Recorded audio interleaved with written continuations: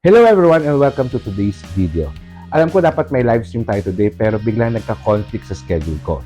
So instead, I'm showing you this live stream recording from the 2025 Financial Education Stakeholders Congress where I was a panelist.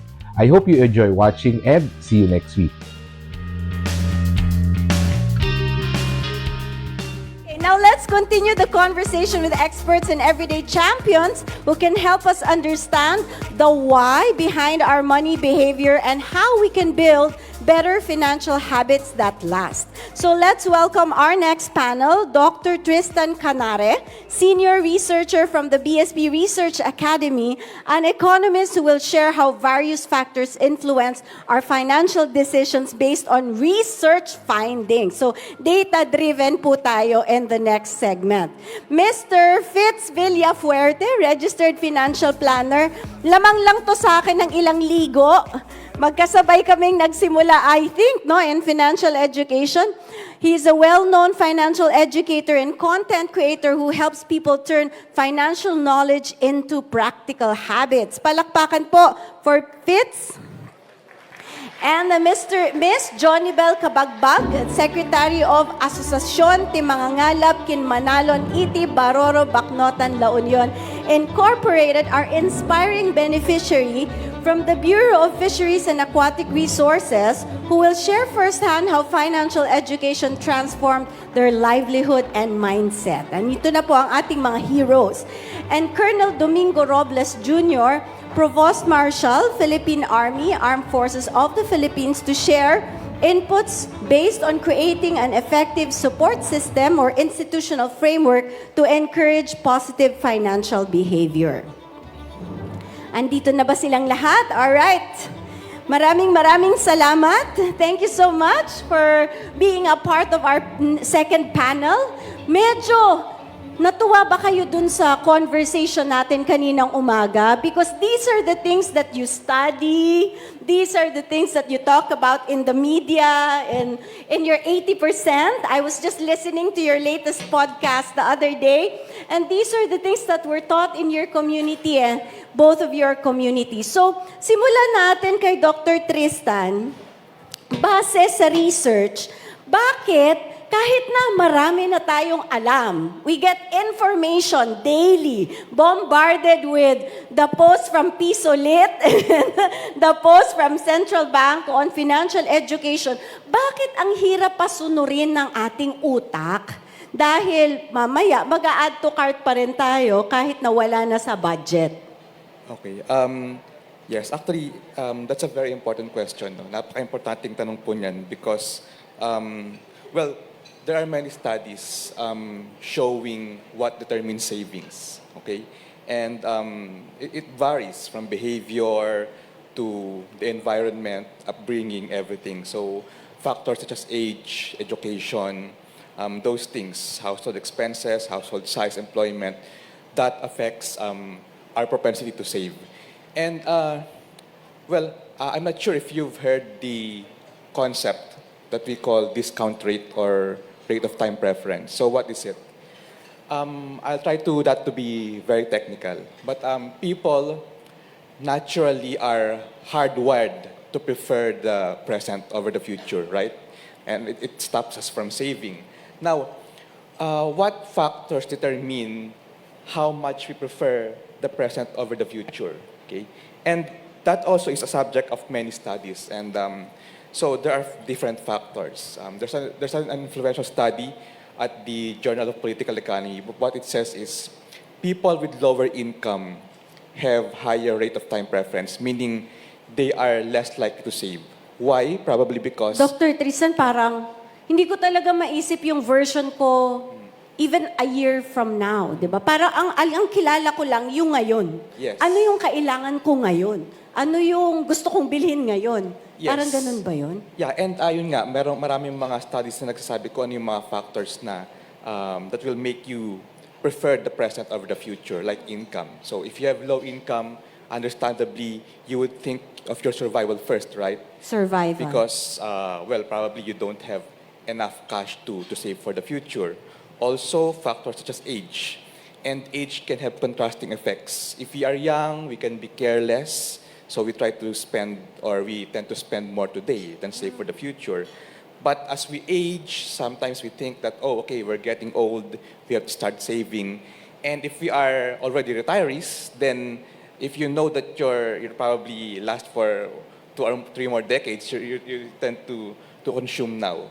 Okay, so also personal circumstances. If you have needs now, you are less likely to save. And probably risk preferences. If you are risk averse, you tend to save more. If you are risk loving, you probably tend to consume in the present. Also, the state of the economy. If you know that the economy is doing bad, you would probably save, right? And so of course, there are also cultural But it always feels factors. like something. I don't know with the Filipinos, parang even when the economy is doing good, it always feels like the sky is going to fall tomorrow.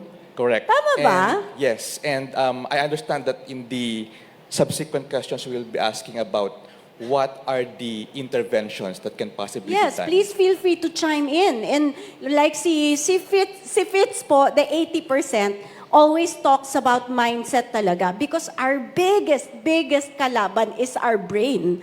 And in the age yourself, how many years have you been in financial education? Almost 20 Yung years. totoo. Almost 20 years. Okay, almost 20 years. Civil I engineer started when po I siya. 5. I started when I was Excuse me? 5. Kaya, hello sa Okay. mga fellow Gen Z. Joke. Wow! Di ba, pagka merong mga nagtatanong sa'yo lagi, na nakikinig sa podcast mo or nagbabasa ng blog mo, ano yung mga naintindihan mo sa mga questions nila based on what Dr. Tristan has talked about? Okay. So, yung mini-mention ni Salve na 80%, kasi I have a podcast.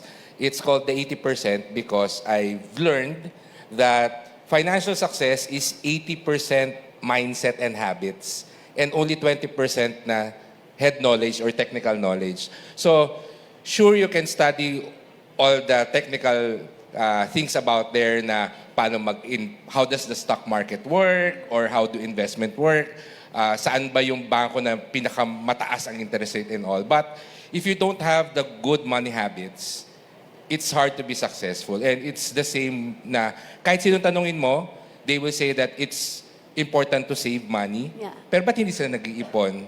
Because kulang yung mindset, no? Hindi masyadong bibigyan ng focus.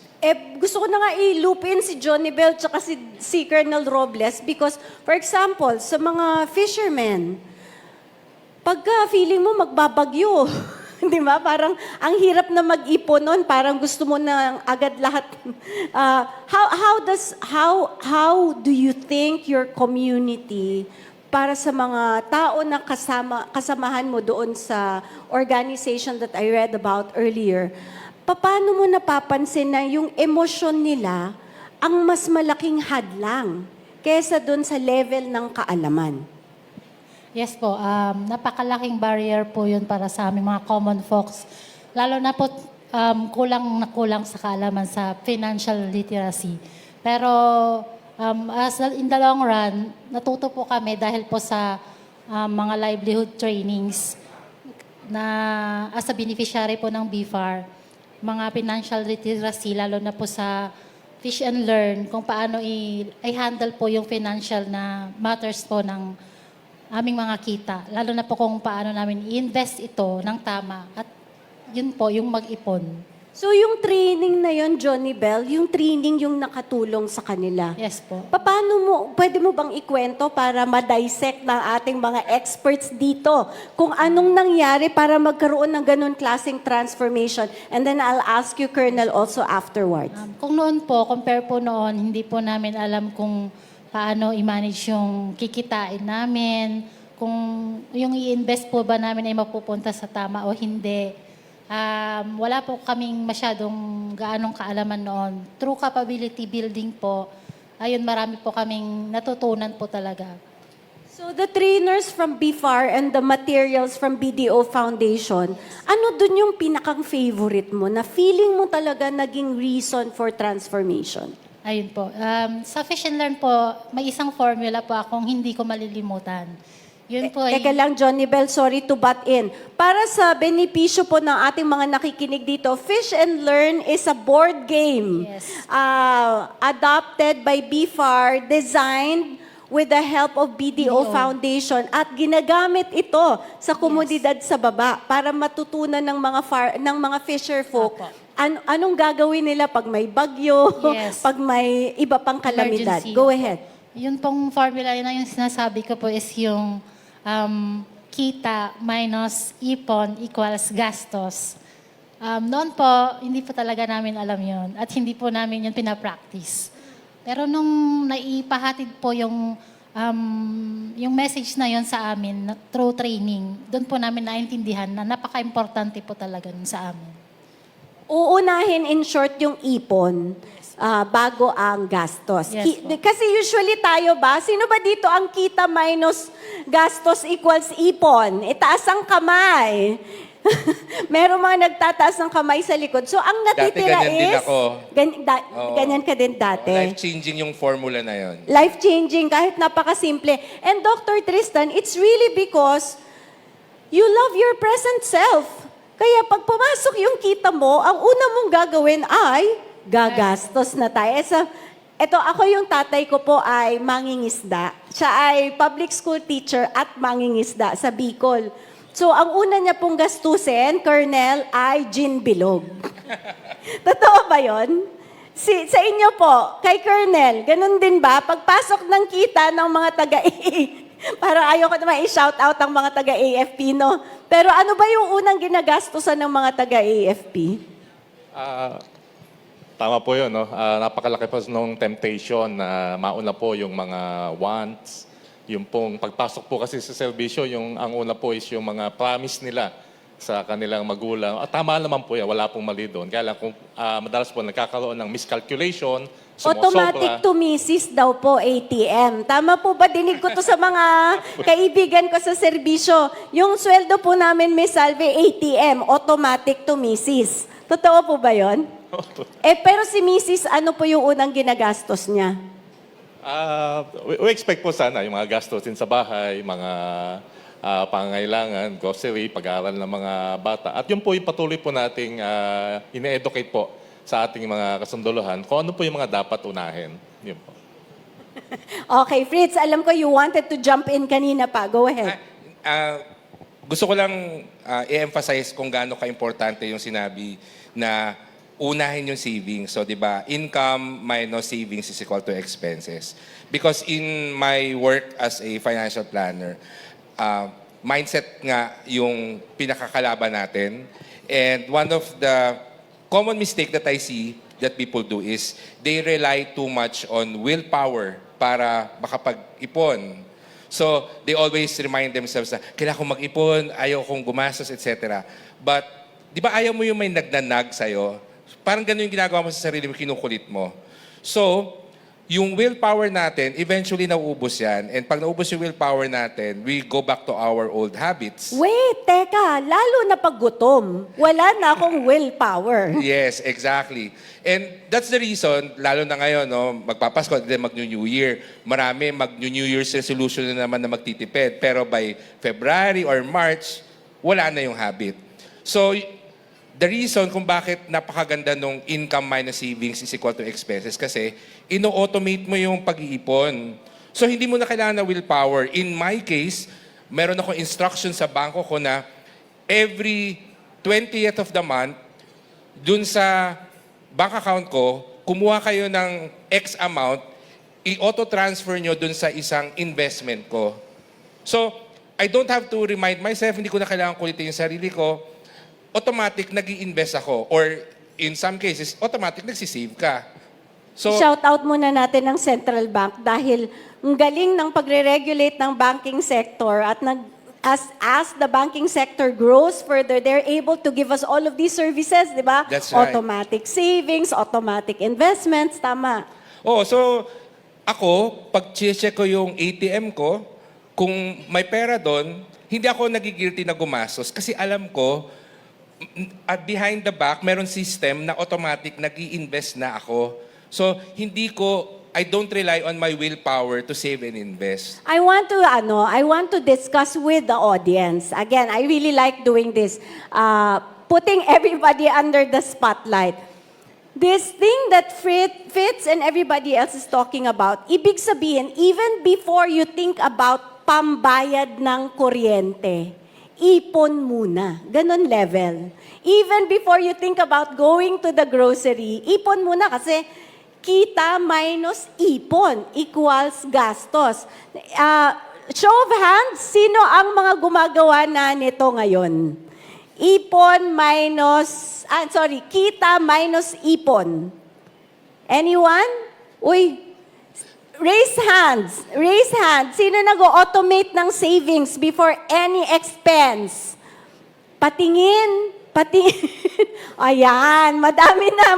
Uy, Jax, nahiya pa si Jax magtaas ng kamay. But that's really transformational. That small single step. Dr. Tristan, is this how you rewire your brain?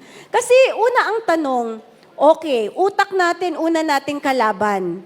And it's really how our brain is wired. The human brain is not wired to do something painful.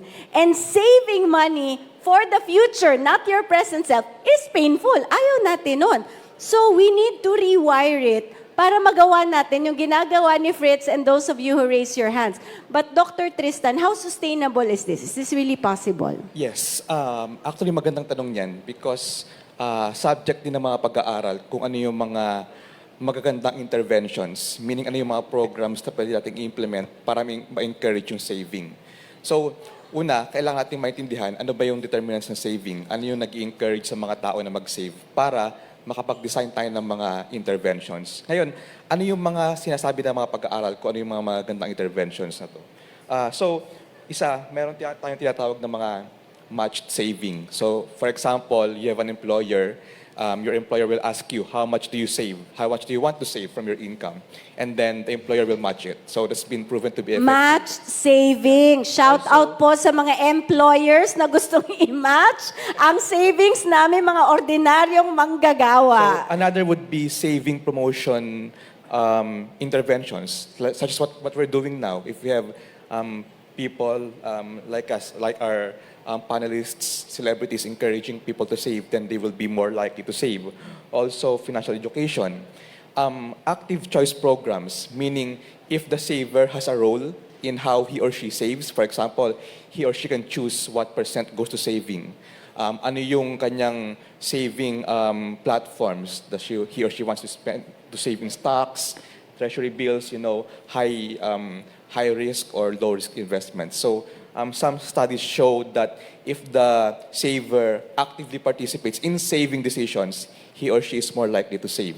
Basta nasimula ng isang beses, mas likely na masusundan-sundan. Colonel Robles, alam ko sa military talagang pag sinabi mo, dapat sundin. Ganon.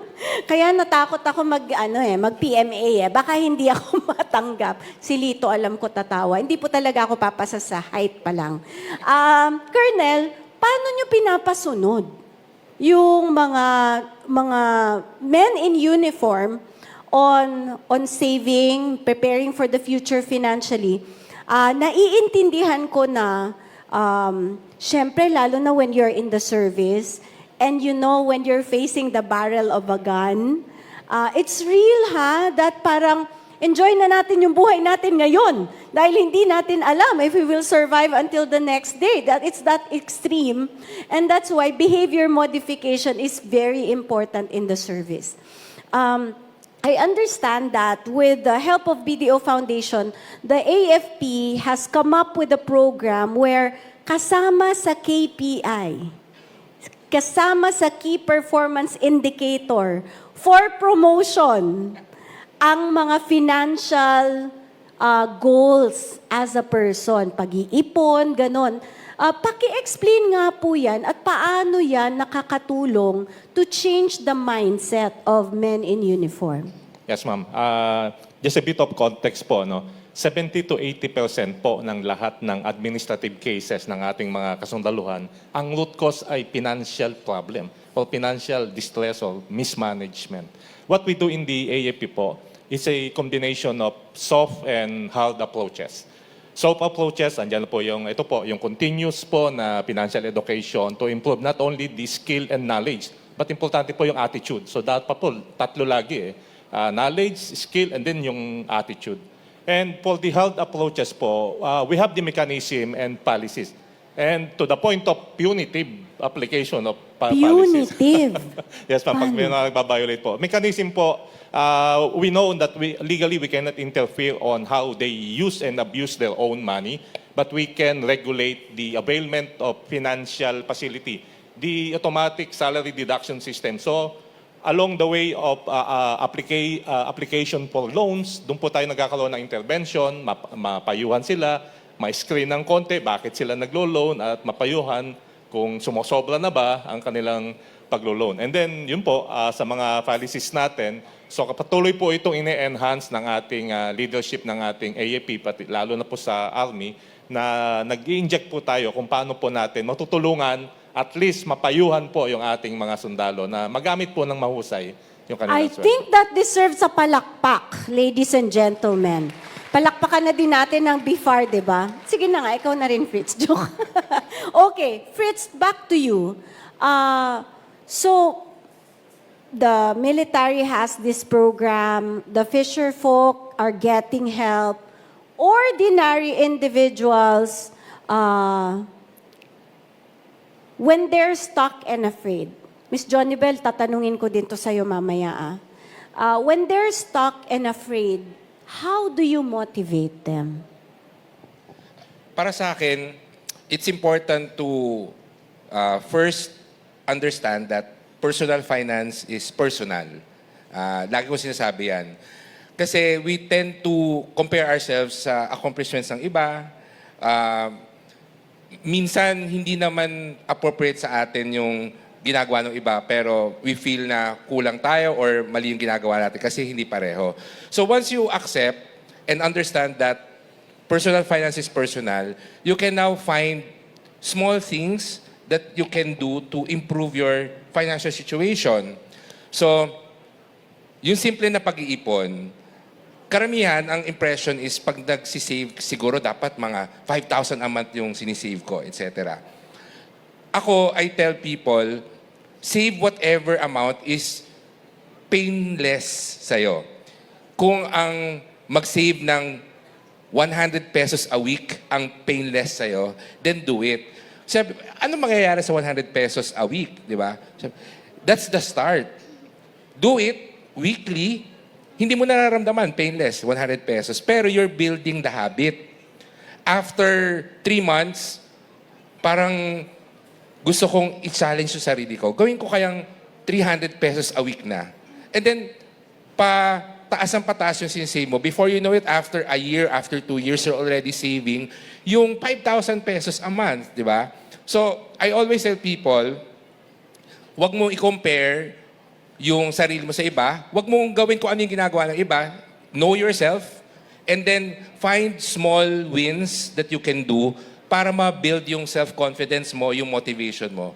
The habit, learning the habit is the most important because scaling up the habit will be much easier later. Ang ganda nun. Miss Jonibel, was there a time when you also had to think of something like what Fritz said para dun sa mga kasamahan mo na medyo nahihirapan? Paano mo sila natulungan? Yun po.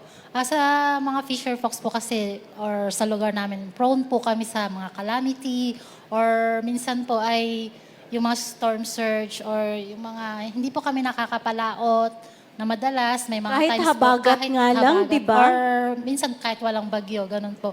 So, ang nangyayari po ay, pang wala lang alternative livelihood, ay wala na rin pong ikabubuhay yung mga kasama namin. So, ang lagi po namin sinasabi as yung i-motivate po yung pamilya. Kasi po, kung sasabihin po natin sa mga anak natin na, oh, hanggang dito na lang tayo, ganito lang tayo, habang buhay na tayong ganito, eh, yun po yung matatatak po sa isip nila. So, ang gusto po namin i-emphasize sa kanila is yung may iangat din po yung living nila para sa future din po ng ating mga kasamang fisher po. Kailangan talaga ng barkadahan, ano? Parang the more people are talking about it, and I think that also is true with the behavior modification or the mindset. Because if you're with people who are doing the same thing, mas malaki yung likelihood na gagawin mo din. Now, at some point, Miss Johnny Bell, kailan mo naramdaman na, uy, nagagawa na natin. Yung mga tinuro, nagagawa na. Yes po. Yun nga po, mula nung maging beneficiary po kami ng mga livelihood projects, na i-compare po namin noon, ngayon, na malaki ang pagbabago. Kasi nga po, nakikita po namin kung saan napupunta yung mga kinikita at ini-invest po namin. At nakikita din po namin na yung mga anak namin ay natututo na rin po dahil po sa mga gawain po namin na livelihoods. Yan. At this point, we're almost at the end of our conversation now. Magla-lightning round na tayo. Ako personally, I've learned a lot from our discussion. Mas napalalim natin yung pagdating sa mindset. Magsisimula ako kay Colonel sa dulo. One line lang ang sagot. Lightning round ang tawag dito. Okay, are you ready? So, the one sentence lang ang sagot po. Ano yung barrier that stops people from forming good financial habits? Colonel? Temptation po na sa ngayon, ang pinaka-challenge o barrier po sa sasagupa po namin sa AAP is yung temptation po, online gambling or online vices. Yan po yung pinakamalakas na nilalabanan namin ngayon. Ako, nilalabanan din po yan ng Bangko Sentral ng Pilipinas. Marami na pong pinalabas na guidelines stopping people from doing online gambling. Miss Johnny Bell. Discipline po. Ano yan? Discipline. Discipline. Kailangan talaga disiplinahin ng sarili. Fritz. Para sa akin, financial education pa rin. Kailangan hindi tayo tumitigil sa pag-grow, pag-aaral tungkol sa pera. Kasi ang daming developments lagi. May bagong investment products, etc. Tatanong ko ngayon in 20 years, hindi ka naubusan ng topic. Exactly. Kasi marami tayong pwedeng pag-usapan at marami na ring mga resources online kung saan pwede sila matuto. Depende pa rin sa learning style mo. May mga podcast sa mga audio learners, may mga online videos for visual learners. So, have a growth mindset. Continue educating yourself about money. Maraming salamat. Dr. Tristan. For me, encouraging people to save is a whole of society approach. Okay? The individual can only do so much. Individual behavior is important, but not just and programs from the society, employers, regulators, everyone is important also. So ang takeaway ko dong Dr. Tristan, don't do it alone. You have a lot of these people here helping you out, especially the Central Bank. Please follow the Central Bank Instagram, YouTube, di ba? Nag-promote ako kasi ang dami nyo talagang mapupulot doon. At pinag-iisipan nila ng matindi. And what I like about it is even the BSP staff outside of Metro Manila are posting and creating content na pwede nating mapagkuhaan ng leksyon. Ayan, BSP Pisolit on Facebook and Instagram. Nakafollow ako dyan. Ako din, nakafollow ako dyan. Huwag nyo na pong kakalimutan. Kung nagfa-follow kayo kay Alden tsaka kay Bell, dapat nakafollow din kayo sa Pisolit sa FB and IG. Okay, one more question, lightning round. Ano yung mindset or habit na can help anyone? So, bale, it will be effective for everybody. Ano yung mindset or habit na pwedeng simulan para umangat ang ating ipon? Dr. Tristan, ikaw muna pag ano naman tayo. Actually, I'm not a believer of a one-size-fits-all solution. Okay. So everyone, sige. there's a solution for each and every individual. And it Okay. varies depending on your financial condition, your age, other social-demographic characteristics. Okay, walang one size fits all. Okay, next. Para sa akin, know your why. Ibig sabihin, alam mo dapat kung ano yung financial goals na pinag-iipunan mo or pinagtatrabuhan mo. Because yung financial goals mo, yun yung magiging source mo of motivation and inspiration. Yun. I love that. Kaya ako nagvi-vision board. Yes, Miss Johnny Bell. Para sa akin po is priority. Prioritize yung needs over wants. Yun po. Yun, ang hirap kasi pag ang dami, Miss Kahit Johnny masakit. Bell. Ang hirap i-prioritize yung 100, ang priority mo. Mahirap yon, Colonel. Ma'am, sa AAP po, kinakampanya po natin yung wag pong unahin yung yabang. Kung hindi po kayang pagsabay-sabayin lahat, unahin yung savings, and then yung kita ng savings, yun yung pambibili mo nung bagong bahay, bagong kotse, at everything na gusto nyo po. Yun po yung... Gusto ko yon, huwag mo unahin yung yabang. Feeling ko for all of us, that matters a lot. Thank you so much. Wala na po tayo munang Q&A with audience participants dahil ang daldal po naming lahat. Lalo na po ako. Let's proceed with the photo op. Can we go move here? Let's give them again a warm round of applause. Please, louder, louder, louder, louder, louder. Thank you very much. Ang dami kong natutunan. Thank you all for joining us in this conversation.